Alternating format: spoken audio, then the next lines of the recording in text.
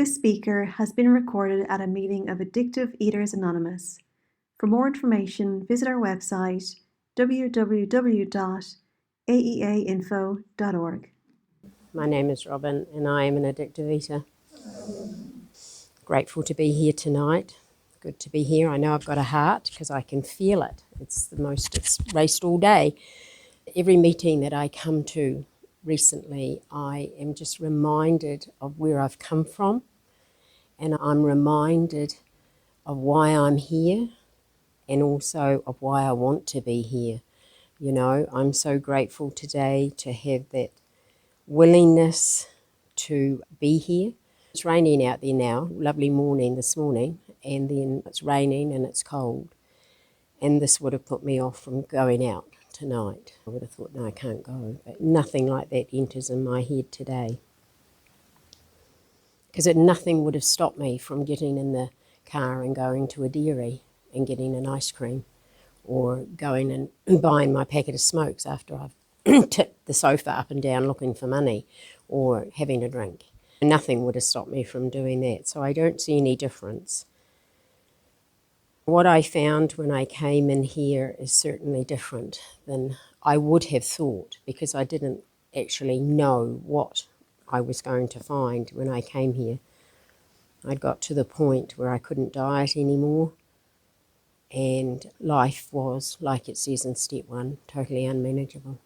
And I wouldn't have said that. I would have said it was mad, absolutely mad. What was going on in my head was total madness. Probably today I would say I was just insane. I've got this granddaughter that now asks me, she's 22, but she now asks me questions quietly about my eating and what life was like. And we talk about it. But I was thinking about it the other day, and I thought, I just see myself as just living in my own world. There was so much going on in my head, but it wasn't going on out there. And I never knew that. I can see myself now at primary school, and I had friends, but I don't remember doing a lot of life things. The most important thing was the food. It was all about the food. Going home at morning tea time because we didn't live too far away from school, and Mum making morning tea for me at 10 o'clock in the morning, and I was going to primary school. So there was all those things that went on in my life that I can now sit in a meeting and I can see really what it was like, and how I know that was not normal, and yet I thought my life was completely normal. Everything that I did was just normal, and dieting was part of it. I don't know when, I can't remember. I hear people share in a meeting when they first started a diet. I can't remember when that happened. But I know I went to Weight Watchers a lot. I went to the local Weight Watchers. I went to the international Weight Watchers.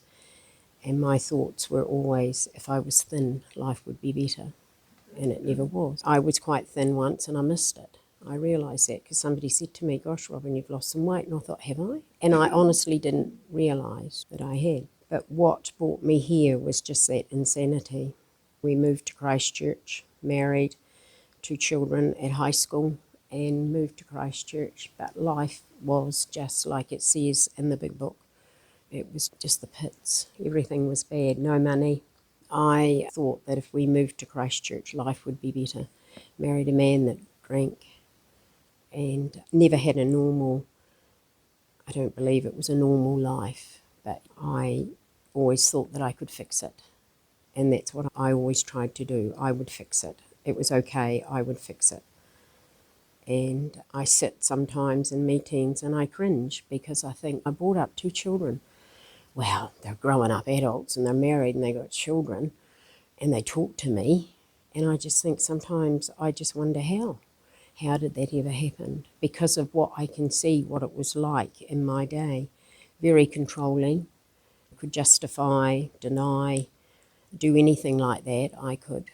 And it was my way or the highway. And all in amongst all that was just eating. It was all done in secret. So much of it was. Your size doesn't become a secret. Your size actually shows you what you're doing, because I wasn't on medication for anything. And then when we moved to Christchurch, Life really was the pits. We moved up here because my husband was working up here. He'd worked up here for about a year, and his boss rang one night and he asked if we would consider moving, and I said no, because I was never going to move to the city. Never. Hated the city, hated Christchurch. Like, I'd only been up for a couple of visits, but still didn't like it. I hadn't actually seen it. But in the end, something said yes. I said yes. It came out of my mouth and my mind had changed.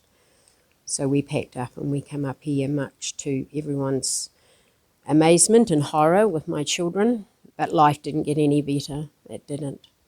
And within 3 months of moving to Christchurch, and it was weather like it is tonight, it was terrible. And we had this big dog and there was always arguments, and I just felt like I was going mad.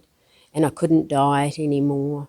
I honestly couldn't. I could not. I was on a diet, the Herbalife diet with my sister-in-law, and I couldn't do it. I could not do it anymore. I rang her up and I said, I can't do it. I can't wait to eat. I wasn't having that drink for breakfast and lunch and then waiting to have rabbit food, I called it, lettuce and a salad for tea. I said, I can't do it. So that was the end of my dieting, and I didn't know what to do. And I just went on my merry way of obviously eating, and life became so unmanageable.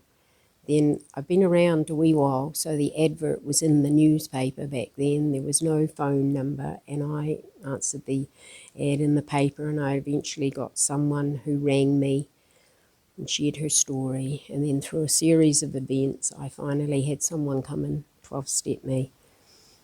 And she brought me to my first meeting, which was the Wednesday meeting in Chapel Street. I went along there and there was this group of people. Kay was at the meeting, Leonie was at the meeting, and there was a lot of other people. They were all sitting there and they were just sharing their story about what they'd done with their food. There was this other woman, she said she was a Christian. That shocked the hell out of me, because she shouldn't have been looking beautiful with fingernail polish and makeup on, not as far as I was concerned. And there was somebody else that was a university student, and I thought, oh my goodness, I've never met anybody that was a university student. She was a woman, older. So there was all these things that were pretty green to somebody who came from a town. And they were sharing about what they'd done with their food, and it was all very similar to what I was doing, and I'd never told anyone. I came away from that meeting, I never said anything, but I came away with hope. I thought, there's hope. These people are talking what I haven't spoken to anyone about. So I came to another meeting, and I've just kept coming to meetings. And eventually I heard the things that if I wanted to get well, what I needed to do. I heard that every meeting I went to, they said, just keep coming back, don't pick up the first one. And I really didn't know what that meant. I thought, what do you mean by that? Because I thought, it's not that one that causes the problem. I was so sick, I never thought, if I don't have that one, I won't have the 50 others after it. So that's what I heard. Don't pick up the first one, come to a meeting and help someone else. I couldn't understand that for a long time, because I thought, how's that going to help me? Because it's all about me. So anyway, I just kept coming to the meeting, and then I heard, get yourself a sponsor and start to work the steps. When the person came to 12-step me, I was very anti-God, very anti-religion, any talk on religion, and I would have given you a mouthful and probably stormed out of the room. I don't know the question that I asked the lady that came and talked to me, but I do remember her saying it was a spiritual program. And I thought that sounded good, because she didn't say it's a religious program. And I didn't have a clue what spiritual program was neither. But I thought that sounded okay. So I came along, and eventually I heard about a higher power. And I didn't leave the room, and I never even left the room the first time I came to a meeting, because God is written up there several times, and I would have seen it but not seen the steps or that. It was suggested that I get a big book and I read the big book, and that's the big book of Alcoholics Anonymous. My brother-in-law at the time was in AA, and he loaned me a book before I bought one, and I read it from front to back, and I can't say I understand it like I do today, But I read it, and there was something in there that just kept me reading it. I definitely related to the stories. Even though it was alcohol, I drank too from a very early age. But I just had that feeling there was something in here. My favourite chapter, as Tina will tell you, is I like all of them because the longer I've been around, the longer I get to understand it. But it is We Agnostic. And it talks in here about God, about agnostics and atheists. And it says, when therefore we speak to you of God, we mean your own conception of God. This applies to other spiritual experiences which you find in the book. Then it goes down further and it says, we needed to ask ourselves but one short question: do I now believe, or am I willing to believe, that there is a power greater than myself? And as soon as a man can say that he does believe or is willing to believe, we apathetically assure him that he is on the way. And I can say today that I definitely believe in a higher power. I know that I have God in my life today. Because one, I'm not eating, and I haven't for some time. And I know that my life is just completely different. I would never have dreamed of how my life is today, that this was how it would have been. I can now see myself, because I have this visual imagination, and when things pop in my head, I can see myself in this paddock. I worked at the Edendale nursery, which was called Timberlands. I used to be the cleaner there, but then the government department sold, and then they planted bulbs, and they were sending these bulbs over to Holland, and so you had to go out and pick the flowers off the bulbs. They thought the row was about a mile long. Very back-breaking job. And you'd be in overalls and boots, and you'd be driving around on the back of a tractor, which I quite enjoyed. So you'd be there doing this all day, really. It was a very hard job. I remember standing in there once, and you'd turn round and you'd think you'd got them all, and then you'd turn around and you'd see half a dozen of the little sods behind you, and you'd have to go back. I remember this one particular day thinking, is this it? Is this my life? But I didn't know anything else. I had that feeling inside me that there was something wrong, but I didn't know what it was, and I never associated it with the food or associated it with anything to do with my life. So that's what I can think of. Then when I came in here and I heard people share what they had done with the food, things that I had done, but I thought I never ate out of a rubbish bin. I thought never did that.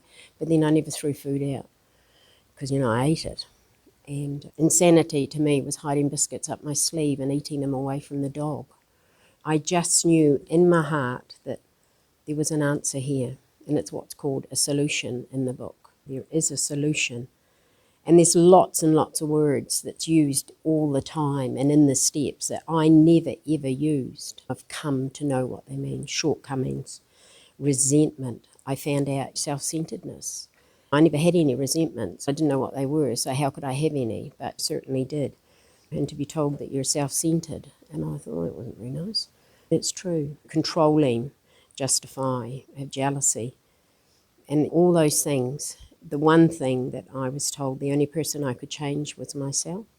That's like saying the serenity prayer to me is to accept the people I cannot change, because the only person I can change is myself. So that's what I've tried to do.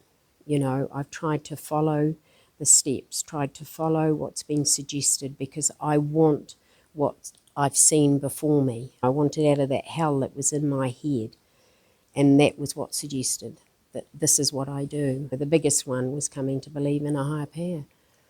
And it wasn't like I thought, I can't do that. I never thought like that. I just kept coming. I just kept doing. And then, that particular day where I was out walking the dog in the park, and I read what I know now is the promises in step 9, and it said God is doing for us what we could not do for ourselves. And I thought, yes, because I'm not eating today. And another part in the book, it says something about life will be beyond your wildest dreams. That's how I feel today. I've got a job that I've been in many years, and I've got a little house that I just, I really quite like it.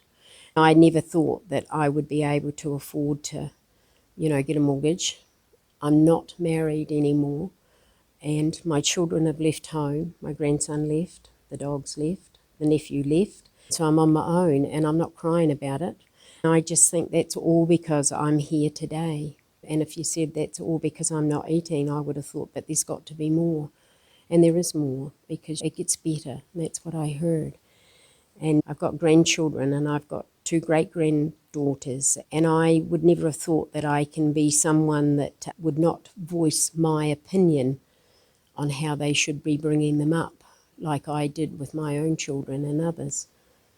I've learnt that through sitting here, keeping my mouth shut.